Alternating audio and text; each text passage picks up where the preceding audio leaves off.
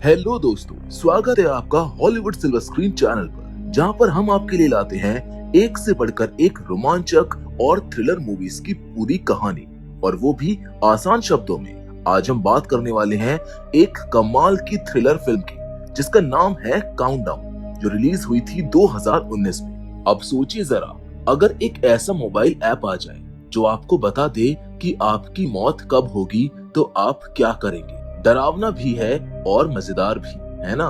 तो चलिए अब बिना किसी देरी के शुरू करते हैं इस खतरनाक और सस्पेंस से भरी कहानी को।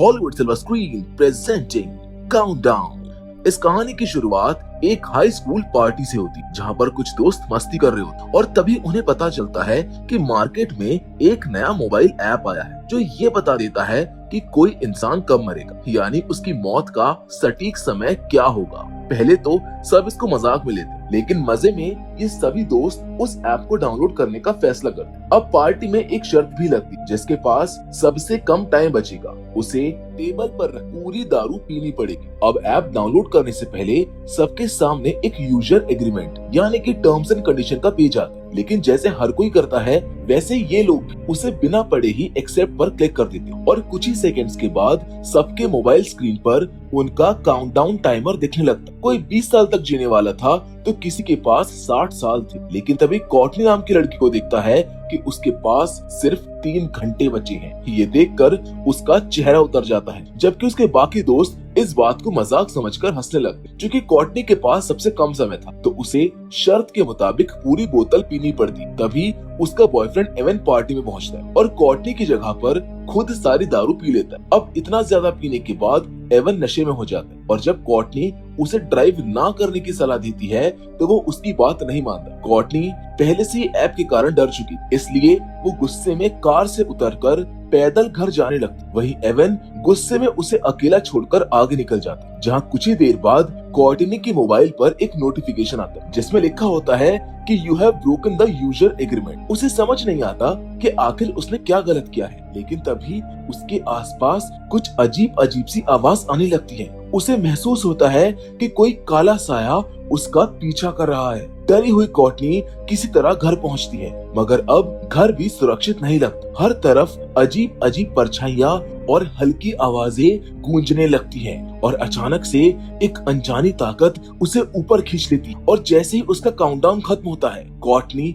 ऊपर से नीचे गिरकर मारी जाती है। इससे साफ हो जाता है कि ये ऐप सिर्फ मजाक नहीं है, ये बिल्कुल असली है। उधर दूसरी तरफ हम देखते हैं कि एवन की कार का एक्सीडेंट हो जाता है, और हैरानी की बात यह है कि कार का वही हिस्सा पेड़ से टकराया है जहां कॉर्टनी बैठने वाली थी, यानी अगर वो कार में होती तो वैसे ही मारी जाती। अब कहानी शिफ्ट होती है क्विन नाम की एक लड़की पर, जो एक हॉस्पिटल में नर्स का काम करती। उसी हॉस्पिटल में एवन को भी भर्ती किया गया है। होश में आने पर एवन क्विन को पूरे वाक्य के बारे में बताता कि कैसे उसकी गर्लफ्रेंड ने एक ऐप डाउनलोड किया था और टाइम खत्म होते ही उसकी मौत हो गई। क्विन शुरू में इसे एक इत्तेफाक मानती है और एवन को समझाने की कोशिश करती है, लेकिन एवन बताता है कि उसने खुद ने भी इस ऐप को डाउनलोड किया था और उसके पास सिर्फ 19 घंटे बाकी हैं। अगले 19 घंटे बाद उसकी एक सर्जरी होने वाली है, और ऐप के हिसाब से उसी वक्त उसकी मौत तय है। क्विन उसको हिम्मत देती है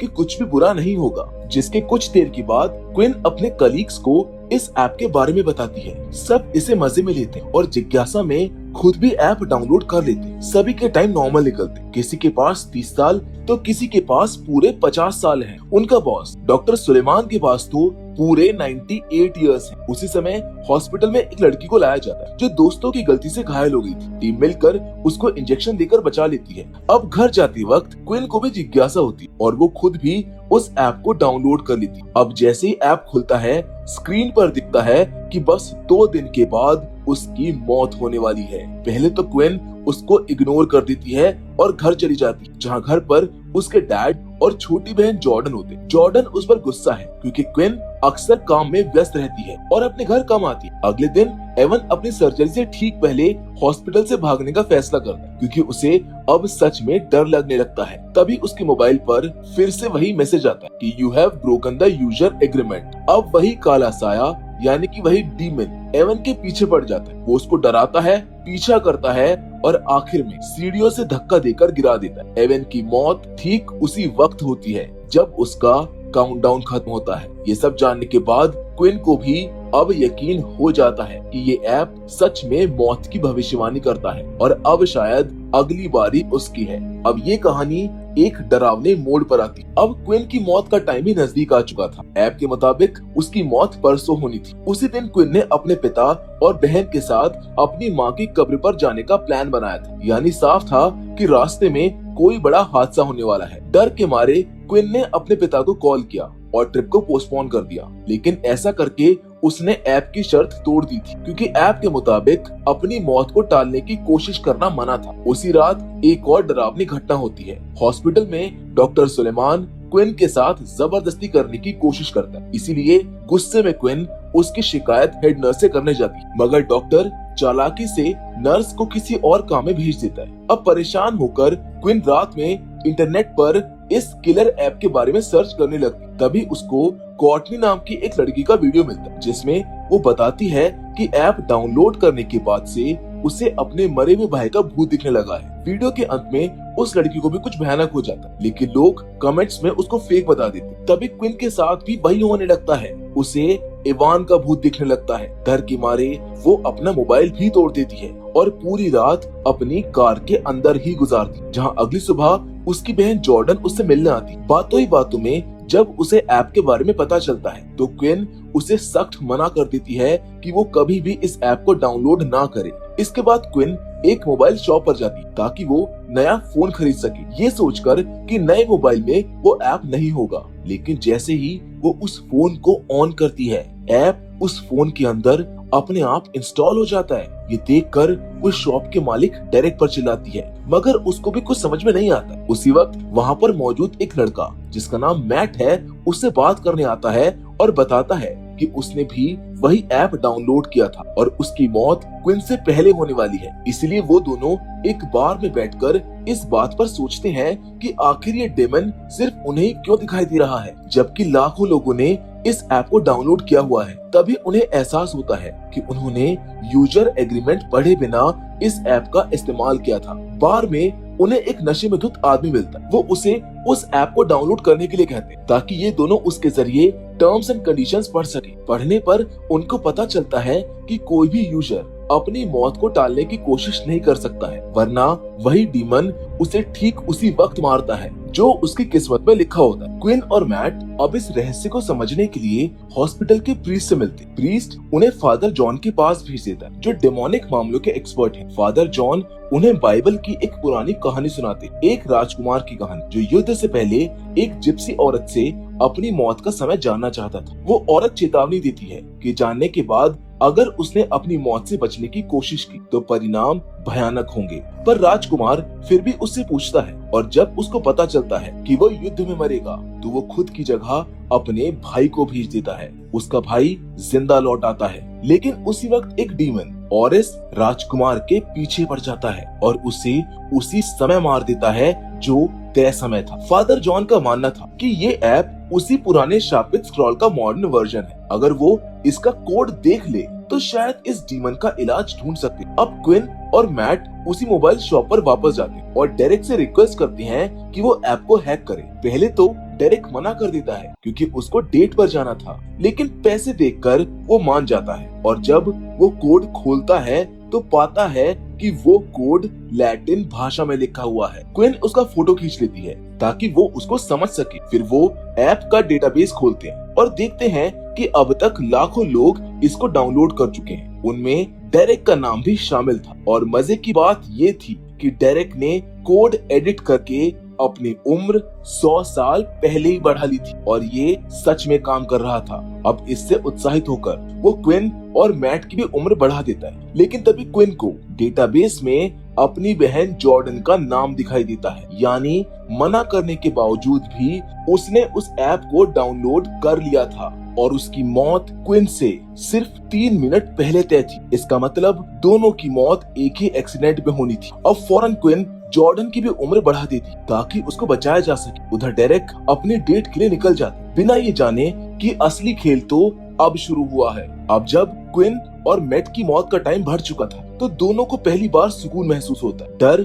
जैसे उनके दिल से उतर गया था। फिर भी एहतियात के तौर पर उन्होंने फैसला किया कि वो रात साथ में ही बिताएंगे, ताकि अगर कुछ अनहोनी हो भी जाए तो एक दूसरे की मदद कर सके। क्विन के घर पर बैठते हुए माहौल थोड़ा हल्का हो जाता है। मैट अपने अतीत की एक दर्दनाक बात शेयर करता है। वो बताता है कि बचपन में उसका एक छोटा भाई था जो हमेशा बीमार रहता था। घर वालों का सारा ध्यान उसी पर रहता था, जिससे मैट को जलन होती थी। इसी वजह से वो अक्सर अपने भाई के खिलौने चुरा लिया करता था। लेकिन फिर एक दिन उसका भाई चल बसा, इसीलिए मैट को आज भी अपने किए का गिल्ट सताता है। क्विन भी अपने दिल की बात बताती। वो कहती है कि एक रात बिना बताए वो पार्टी में चली गई थी और जब उसकी माँ उसको ढूंढने निकली तो रास्ते में एक शराबी ड्राइवर ने टक्कर मार दी। उस एक्सीडेंट में उसकी माँ की मौत हो गई थी। दोनों अपने अपने दर्द साझा करते हुए एक दूसरे के और करीब महसूस करने लगते। लेकिन शांति ज्यादा देर नहीं टिकती है। आधी रात को फिर से वही डीमन प्रकट होता है और क्विन को डराने लगता है। दोनों को जल्द ही पता चलता है कि ऐप को हैक करने का कोई फायदा नहीं हुआ है। उनका काउंटडाउन वापस से उसी समय पर लौट आया था, यानी मौत फिर भी तय थी। और उधर जॉर्डन को भी अब वही डीमन सताने लगता है। तभी क्विन समय रहते उसके पास पहुंचती है और दोनों मिलकर फिर से फादर जॉन के पास जाते हैं। वहाँ जॉन कोर्टनी की स्क्रॉल पढ़ता है और एक बड़ा रहस्य समझाता है कि जो भी यूजर ऐप के नियम तोड़ता है उस पर ऑरिस नाम का श्राप लग जाता है। लेकिन जॉन के मुताबिक ये पूरी तरह बुरी बात नहीं थी, क्योंकि किसी भी श्राप को तोड़ा जा सकता था अगर वो किसी तरह डीमन को झूठा साबित कर दे। यानी ऐप के बताए समय से थोड़ा पहले या बाद में कोई इंसान मरे तो श्राप टूट जाएगा और सब आजाद हो जाएंगे। इसके बाद जॉन सभी को एक पवित्र तांत्रिक घेरा बनाकर उसमें खड़े रहने को कहता है। इस घेरे के अंदर कोई भी शैतानी ताकत प्रवेश नहीं कर सकती थी। चारों उस घेरे में चले जाते और इंतजार करते रहते। सबसे पहले मैट की मौत का वक्त आता है। वो डीमन घेरे के अंदर नहीं आ पाता, इसीलिए वो चाल चलता है। वो मैट को उसके भाई का भूत दिखा देता है। मैट उसको देखकर भावुक हो जाता है और सोचे समझे बिना घेरे के बाहर कदम रख देता है और बस उसी पल डीमन उसको पकड़ लेता है और सड़क पर फेंक देता है, जहां कुछ ही सेकंड्स में एक तेज रफ्तार कार मैट को टक्कर मार देती है और वो ठीक उसी वक्त मर जाता है जो ऐप में लिखा हुआ था। ये देखकर क्विन का दिल टूट जाता है और अब अगली बारी उसकी बहन जॉर्डन की थी। बाहर निकलते समय जॉर्डन बुरी तरह घायल हो चुकी थी। क्विन उसको अपने ही अस्पताल में भर्ती करवा देती। वहीं उसे डॉक्टर सुलेमान दिख जाता है, वही जिसने उसे परेशान किया था। तभी क्विन के दिमाग में एक खतरनाक प्लान आता है। उसे याद था कि ऐप के मुताबिक डॉक्टर सुलेमान 94 ईयर्स तक जिएगा, यानी अगर क्विन उसको अभी मार दे तो ऐप झूठी साबित हो जाएगी और दोनों बहनों की जान बच सकती है। इस प्लान को अमल में लाने के लिए क्विन डॉक्टर के पास जाती है और झूठ बोलती है कि उसे अपनी नौकरी वापस चाहिए और वो उसके लिए कुछ भी करने के लिए तैयार है। डॉक्टर उसे हॉस्पिटल के सुनसान हिस्से में ले जाता है, जहां क्विन उसके ऊपर अचानक से हमला कर देती है। उसके पास मॉर्फिन का इंजेक्शन था जिसे रखते ही डॉक्टर की मौत होनी थी, लेकिन तभी वो डीमन बीच में आ जाता है और डॉक्टर को बचा लेता है। वो डॉक्टर डरकर भाग जाता है। इधर जॉर्डन की मौत का समय अब आ चुका था। डीमन उसको लेने पहुंचता है, लेकिन अपनी बहन को बचाने के लिए क्विन खुद ही उस इंजेक्शन को अपने शरीर में इंजेक्ट कर लेती है। डीमन उसे धोखा देने की कोशिश करता है, मगर क्विन किसी भी कीमत पर नहीं डगमगाती और आखिरकार वो इंजेक्शन खुद को लगाकर मारी जाती है। यानी कि क्विन ने उस डीमन की भविष्यवाणी को झूठा साबित कर दिया था। अब जैसे ही क्विन की सांसें थमती है, वो डीमन धूल बनकर गायब हो जाता है। उसका श्राप टूट चुका था, जबकि जॉर्डन की जान बच गई थी। जॉर्डन अपनी बहन के पास भागती है और रोने लगती है। तभी वो देखती है कि क्विन के हाथ पर कुछ लिखा हुआ है और पास ही में फादर जॉन की छोड़ी हुई एक शीशी भी पड़ी हुई है। जॉर्डन तुरंत उस शीशी से इंजेक्शन भरती है और क्विन के हाथ में लगा देती है और तभी धीरे धीरे क्विन की सांसें लौट आती है। क्विन अब जिंदा थी, जिसके साथ उस डीमन का अंत भी हो गया था और सबके काउंटडाउन भी रुक गए थे। क्विन को उसकी नौकरी वापस मिल जाती है और डॉक्टर सुलेमान को उसके अपराध के लिए जेल हो जाती है, जिसके कुछ समय के बाद क्विन अपनी बहन और पिता के साथ अपनी माँ की कब्र पर जाती। अब माहौल शांत है, लेकिन तभी उसके मोबाइल में एक नोटिफिकेशन आता है, जो कि एक ऐप के इंस्टॉल होने का नोटिफिकेशन होता है। और आप जानते हैं वो ऐप कौन सी होती है? वो ऐप है काउंटडाउन 2.0। यानी कि ये खेल अभी खत्म नहीं हुआ है। जिस रहस्यमय मोड़ पर इस फिल्म की कहानी यहीं पर खत्म हो जाती। तो दोस्तों, ये थी काउंटडाउन की पूरी कहानी। एक ऐसी फिल्म जो हमको सिखाती है कि कभी कभी डर उसी चीज से पैदा होता है जिसे हम खुद जानना चाहते हैं। क्विन ने हमको दिखाया कि किस तरह इंसान अगर हिम्मत रखे तो अपनी तकदीर को भी बदल सकता है। ये कहानी सिर्फ मौत के टाइमर की नहीं थी, बल्कि जिंदगी की कीमत समझाने वाली कहानी थी कि हर सेकंड, हर पल कितना कीमती होता है। फिल्म का आखिरी सीन हमें फिर से सोचने पर मजबूर कर देता है कि शायद इस डरावनी कहानी का अंत अभी बाकी है, क्योंकि जब क्विन के मोबाइल में काउंटडाउन 2.0 इंस्टॉल का नोटिफिकेशन आता है तो साफ पता चलता है कि ये खेल अभी खत्म नहीं हुआ है। सोचने वाली बात यह है कि अगर ऐसा ऐप सच में आ जाए जो आपकी मौत की तारीख बता दे, तो क्या आप उसको डाउनलोड करेंगे? हमें कमेंट में यस या फिर नो जरूर लिखिएगा। बाकी अगर आपको ये वीडियो पसंद आया हो तो इसे लाइक और शेयर जरूर करें। पर फिलहाल आज की इस वीडियो में बस इतना ही, लेकिन हमेशा की तरह हम आपसे जरूर मिलेंगे, और वो भी एक और नई इंटरेस्टिंग कहानी के साथ। पर तब तक के लिए धन्यवाद।